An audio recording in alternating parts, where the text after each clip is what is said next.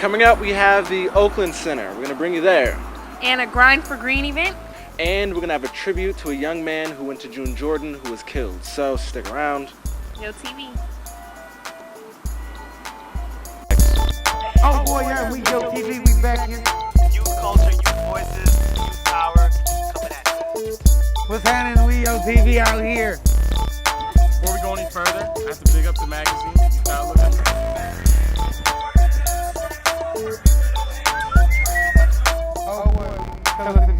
Youth Outlook, chronicle of young people's lives in the Bay Area. Known all over the Bay and beyond. Got a lot of good stuff for you this time. Yo! Good evening, people. How's it going? I am Donnie. I'm Jasmine A. Yes, and I have to say I'm still very tired. I'm jet lagged, a lot of traveling, but I'm back here with you guys. I'm rocking with you. So Jazz, tell them what's going on. Welcome back.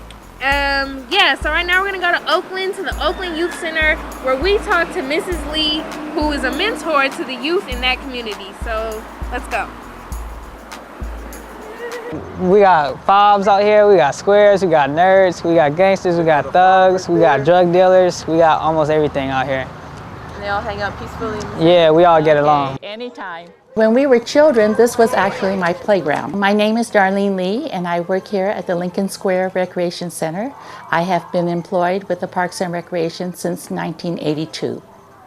And my job here is to work with the Asian teen children or young people. Usually I'm outside in the front and I try to get to be very visible, so oftentimes I'm out there picking up trash or just checking on things, and then if the kids see me and they have something on their mind, we'll sit down by the tree and we'll talk, or sometimes they'll come into the office and share something with me. This is a bag of Dum Dum Pops, and this is how I get to know every boy and girl on this playground. She understands about, teenage life like us. Sometimes, our parents, they don't understand what we go through. But Miss Lee, she does, because she understands how we think. Because me and my parents, we barely talk right now, They always working, and I'm always doing my thing. I could talk to Miss Lee about anything I'm going through, and there's nothing for me to have no problem to talk to her about. She would just talk to me easy, instead of sometimes if I get involved with my family, they're gonna start yelling at me. When we were kids, we had fist fights. And probably the worst thing you would do is throw something at someone. But then, as I started working here at the playground, the teens got more angry and they started using bats. And also, they just started to bring knives onto the playground. And maybe in the later years, they started bringing guns. If you notice, we have a lot of other children here on the playground today, and these are from the charter school, Bay Tech. And they have minimum day today, so they hang out here until around 4 o'clock and then they go home. And when we once asked them, why don't you guys go back to your neighborhood, or where do you come from? They said, oh, it's not safe in our neighborhood, so we play here and then we go home. This is probably the saddest day of my life. This young man, Joseph, I've known him since he was 4.5 years old. That very day that he was shot, he came to visit me, and he brought me a beautiful box of cookies, and he brought me some candy, and he said, oh, Mrs. Lee, I love you. And he was really big. He's like a soft teddy bear, but I don't know what he got himself into, and he ended up getting shot. It was late at night, and he and his friend drove up to their friend's house, and as soon as he got out of the car, somebody ambushed him and shot him 16 times, I believe. And this is the only funeral I had ever attended. Well, out here, a lot of times people would try to jack us and stuff, but then this is our place to kick it, so we kind of fight them off. And she kind of told me not to do things, so that's why I'm still here talking. Miss Lee is she's a great lady to talk to, or if you have any problem, you can go ahead and talk to her. She like to talk to you about things, so you will be going the straight path instead of turning the wrong path. I think that the teenagers come to see me because I have been here for so long. I'm kind of like an old statue here, they would tease me. And they feel comfortable sharing their ideas with me and also their troubles. And they know that I will listen to them, and they know that I'm always here for them. Yeah, I know Miss Lee. I knew her ever since I was a little kid. I used to always come out here. I used to go to Chinese school over there. Yeah? Yeah, and I used to always talk to Miss Lee. She runs the spot, and like, you know, I'm just trying to be a good boy in front of her, of course. Yeah, because I am good though, at heart, yeah. I think all the kids out here listen, because everybody out here know for like at least 4 or 5 years. Everybody grew up with her. She was out here when our older cousins was out here. She's like an OG. Trung started coming to the playground, and he was telling me that he was going to continuation school. And then he has hopes to go to college, so he wants to go to Cal State. He knows that he wants to get out of the gang life. And I think most of the guys think going to college is kind of a nerdy thing, and they have this image they want to keep. We do have those boys who understand that in order for them to succeed, they need to have a good education. I got accepted to Cal State, and I'm gonna be attending there pretty soon. So we're gonna go to commercial break for a second. While we do that, you check out Yo Blogger. Them hater blockers. It's a website. They go. Check it out. She mysterious right now. Can't see where I'm looking. I don't even know where she I'm looking. Where is she you. looking? Where are you looking? You don't know. I don't even know. All right, so recently, 18-year-old Joshua Cameron got murdered last Friday, and he was going to June Jordan, wasn't in the troublesome lifestyle, I guess, and you know, he was just, it was a case of mistaken identity, and I don't know, I just think that's kind of messed up. But we caught up with his relatives, talked to them, so check it out.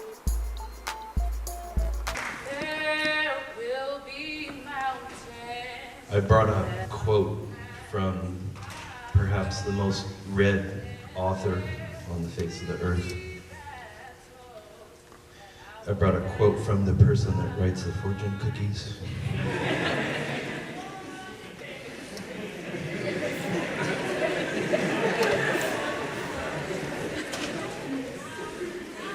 And this fortune says, use your abilities at this time to stay focused on your goal. You will succeed. In the past 2 weeks, we have lost 2 people. We lost George and Joshua. What happened to Joshua Cameron, was he was in, at the time, he was in the Fillmore district with 2 of another students at June Jordan. And basically, he was in the wrong place at the wrong time because he also lives in Bayview Centers Point. So what happened was he and my other friends were walking and went to McDonald's, and then they came back and some guy walked up on him and he was like, oh, are you so-and-so and so-and-so? And he's like, no, I'm Joshua. I go to this school. I live in this place. And the dude walked off and was like, oh. Then another guy came up and he started, you know, popping out shots, and he kept on shooting at him. We shot him point blank all in the chest. So just the fact that he got shot, it was like for misidentification. If he said that he wasn't the person that he said he was, he shouldn't have been popped in the first place. My other friend, George, aka G1 Youth Speaks winner of I think 2006, 2005, around that time, he got shot. I don't even know why he got shot. There shouldn't have been a reason why he got shot, because as far as I was concerned, he wasn't a part of any gang. He wasn't a part of any, you know, substance abuse or nothing. All he did was write rhymes and write poetry, and that was about it. And he got shot, and they popped him like 10 times. Everybody loved him at this school. This school is, since we heard this information, it's been really bad. Like, he wasn't even a bad person. You could feel that good vibe when you're standing right next to him. Joshua, he was cute too. Ladies, he was cute. Can't even lie. And he loved making people happy, like, and because Joshua, if you was really here and the way the media is portraying him as just another black 18-year-old killed, no, it's more than that. And he didn't deserve to die. He was gonna do great things with his life. He had great friends here. It's just sad to see that he's gone. I've been affected by this violence because it's very difficult to be outside now. Like, it just makes you have to walk around looking over your shoulder and just, you know, being aware of where you're at and who you're with, and you know, it's affected me because, you know, I'm not necessarily afraid to go out, but it definitely makes me like tense. I feel like the government is spending a lot of their time and focusing on one thing, and that's the war. And the war, you know, it's in the other side, but they should focus more on, you know, the United States and right here in the streets, because right now we should be having more schools. They should be building more schools, less prisons, and they should be giving us more supplies. And, you know, right now, the violence with the youth, you know, shooting up each other, gangbanging, you know, selling drugs and stuff like that, it could be preventable if we would have more schools and stuff. I think he's up there with God, watching over us and stuff, so. On Friday night, I phoned Joshua on his cell phone, and typically he did not pick up.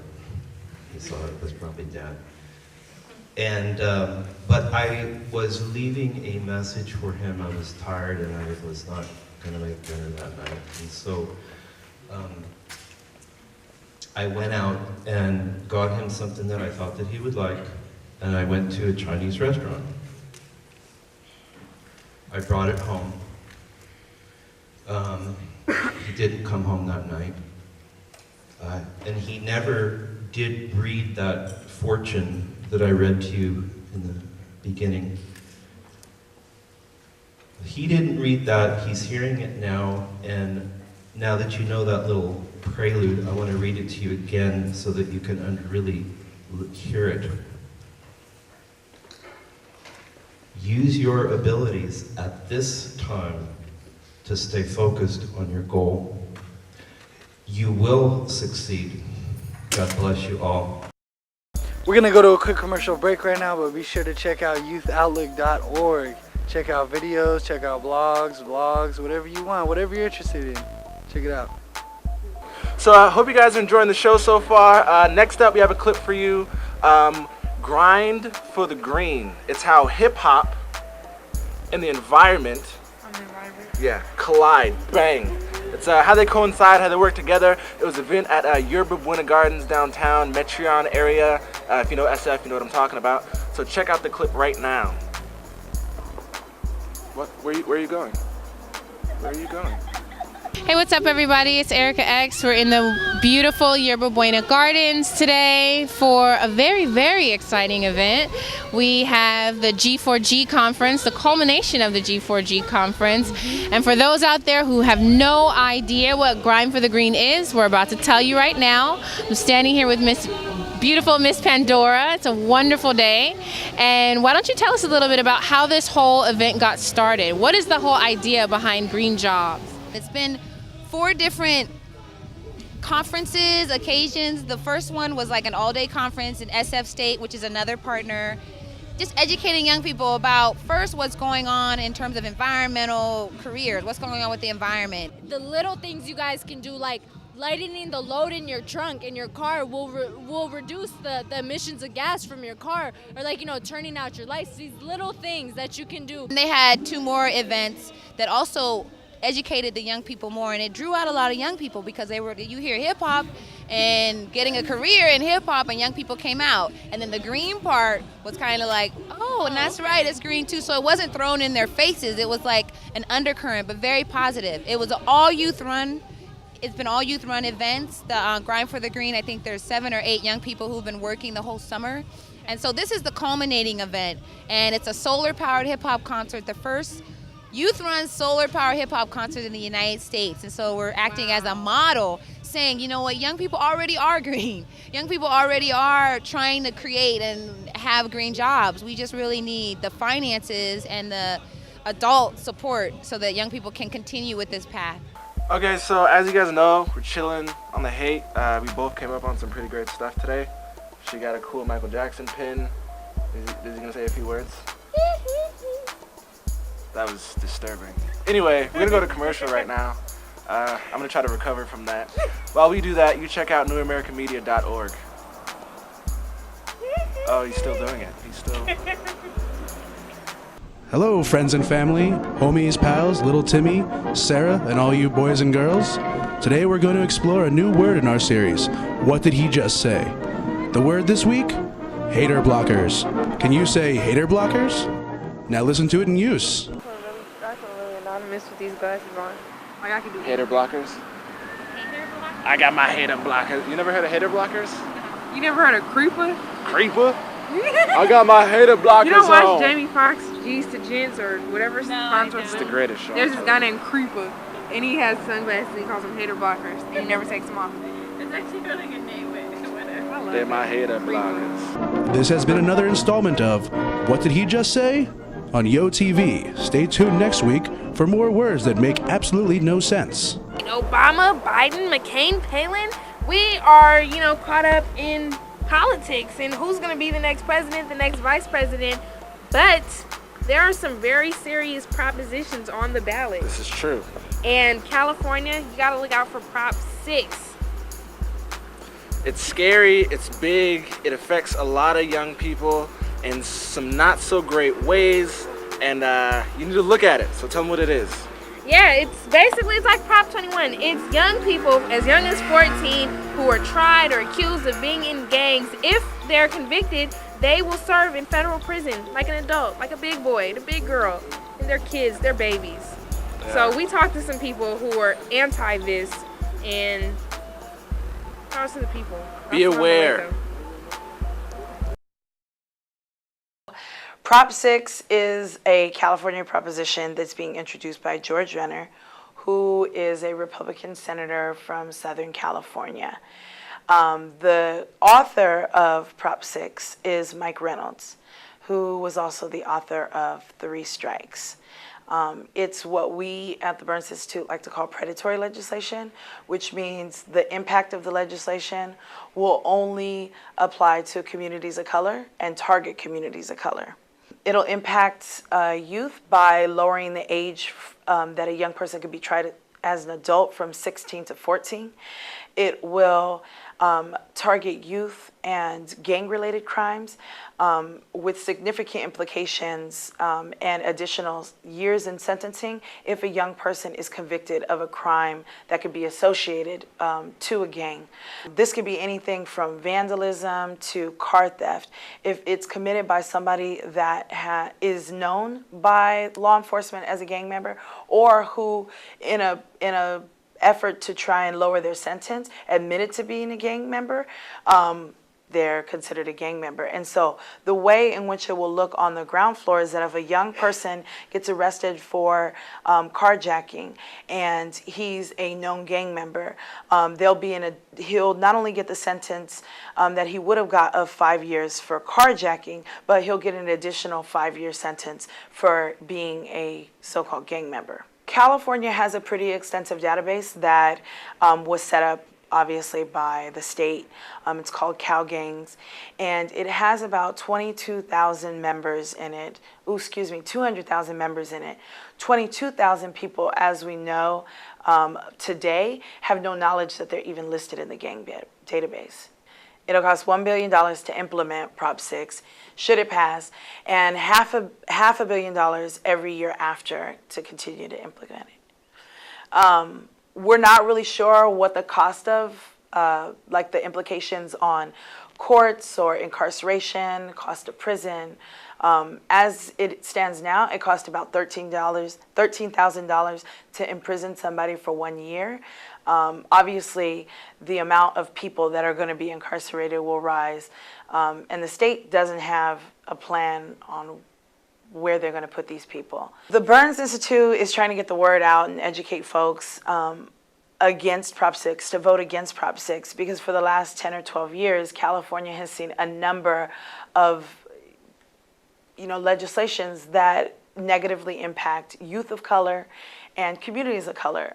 3 Strikes, the civic gang injunctions, Prop 21, all of these have negatively impacted our communities. And we feel like this is just one more that not only is going to put the state into a state of bankruptness, but it will also it's not a move in a positive way to provide our communities or our youth who need intervention and prevention programs with the support that they need.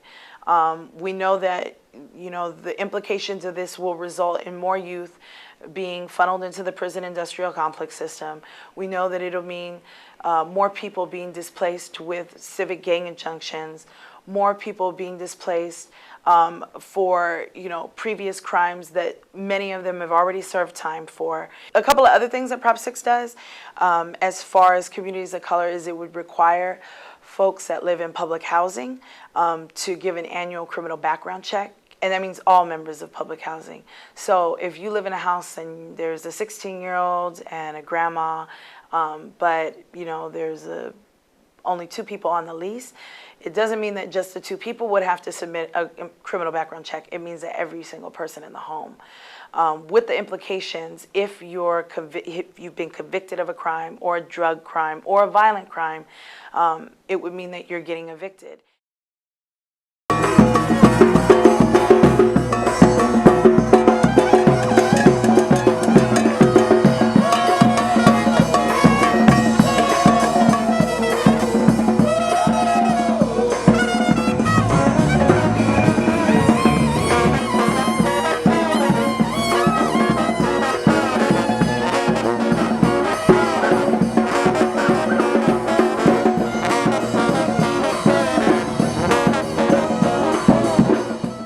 Molly Kawahara, 18 years old, from Palo Alto, California.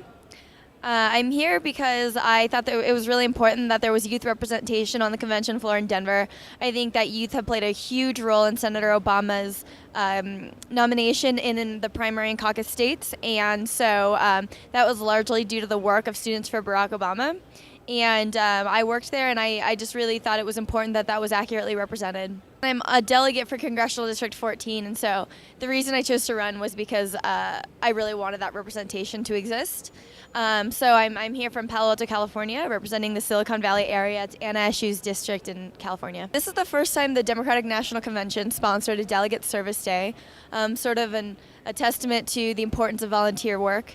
And so I was with a few other delegates. We went to Manuel High School in Denver, and we spoke with high school students in a government and civics class about being a delegate, about politics, about the DNC, about our experiences, etc., and just kind of had a discussion with them. It was a lot of fun. We were there for about an hour and a half to 2 hours, and just speaking to kids that were basically my age, just a little bit younger. Yeah, so I'm a delegate for Senator Obama, and then I was a Hillary supporter. so he's a delegate for Senator Clinton. Yeah. How about McCain? About McCain. Everybody goes for Obama. He looks older and he looks more experienced. Amazing how inspired they are by this campaign and also by the Democratic National Convention. A lot of the students there were just so excited that the Democratic Party had chosen to have their convention in their city, and so there was a lot of talk about that. Some other people were a little bit uncomfortable with how much security there was in Denver and how they stopped going downtown because they felt like they were being questioned or they were suspicious or anything like that. And so there's definitely a mixed reaction, but overall I think people are pretty excited about that, and that was really fun to hear. I actually don't think there's one issue in particular that youth sort of stand for or anything like that. And I think the beauty of Senator Obama's campaign is that there's not one issue that all of his supporters probably are all on the same page on. And I think that's good because I think it highlights the political diversity behind his supporters. And it really just conveys that sense that everybody is on this campaign for his or her own reason. And so, I mean, it really gets an array of issues out there and an array of opinions. Nuevamente a esta familia, Señor, bendito y alabado es tu nombre, Padre, gracias por todo lo que tú haces, gracias Padre, gracias Hijo, gracias amado Santo Espíritu de Dios, gracias Dios amado, amén Señor. Nosotros estábamos cenando cuando tocaron el timbre, entonces llegó un señor de la migra y llegó preguntando por un señor que vivía aquí en esta casa. Oh, pues de ahí mi cuñado le abrió la puerta, nos sentó a todos ahí en el sillón y nos empezó a preguntar que si teníamos identificación. Y le dijimos que no, saben que nosotros somos la migra, venimos por ustedes. Venía de trabajar, llegué como a las 6:30 de la tarde y luego yo estaba buscando mis llaves para abrir la puerta. Entonces ya luego uno de ellos me abrió la puerta bien contento, pase adelante, me dijo. Oh, viene otra, dijo él. Y luego me dijo que me quedara sentada ahí y luego nos empezó a hacer preguntas y luego me dijo que si no tenía algún récord criminal. Le dije que no, y me dijo, ¿estás segura? Estoy segura, le dije. Y entonces luego ya después empezaron a hacerlos preguntas a todos. Y luego ya de ahí, le dijeron de la persona que andaban buscando, ¿verdad? Que dijo que esa persona, como que otra persona los había llamado a ellos para decir que esa persona vivía aquí. No, nosotros no la conocemos, esa persona no ha vivido aquí con nosotros, para nada la conocemos. Que también le doy gracias a Dios porque mis niños no estaban aquí. No sé qué hubiera pasado si mis niños hubieran estado aquí cuando mi niño grande, porque él antes me decía, él cuando miraba las noticias, mami, ¿verdad que a ti no te van a llevar? Me decía, él, la mira no te va a llevar, a ti no, hijo, le decía yo. Y me imagino cómo se hubiera sentido él, más peor, si me hubiera visto cuando me llevaban, ¿no? Yo solamente he estado confiando en Dios y yo le clamaba a Dios aún. Ayer cuando estuvimos acá y estaban ellos, empezamos a orarle a Dios, a clamar todas nosotros, ella, Ana también y Gilma. Y luego Gilma empezó a hablar en lenguas y luego ya el hombre le dijo, cállense, no los quiero escuchar, ya sé que son cristianos, dice, no solo ustedes, dijo, cállense. Entonces cuando estábamos allí los encerraron en un cuarto, donde allí también está el baño, solo está así como un sillón de metal y allí pues allá a la media hora lo llevaron agua, pan, como que éramos animales. Y como le dije yo que cuál era mi delito, que porque ellos me habían hecho esto, y me dice, tu delito es estar aquí.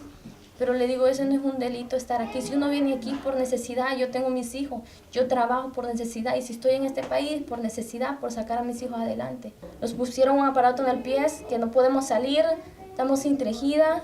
El aparato aquí está. Estamos sin tejida con este aparato, ellos los miran a qué hora vamos, a qué hora salimos. Tenemos una hora de salida, una hora de entrada. No puedo salir más temprano en la mañana, a las propias 6:30 tengo que salir. Más temprano no puedo salir. A las 11:30 tengo que estar en la casa y más tarde yo no puedo salir. Cuando me pusieron eso, pensé, me sentí vacía. Dije yo, pues, que ni en mi país me habían tratado así como me están tratando aquí. Pensé como que soy un animal que los tienen amarrados. Y creo que eso no es justo. Es una experiencia tan horrible. Y yo sé que esa experiencia no se me va a olvidar tan fácilmente. Es algo que voy a andar pendiente, es como una cruz que voy a llevar, pues, que voy a estar pendiente, que me va a agarrar migración, que voy a estar así.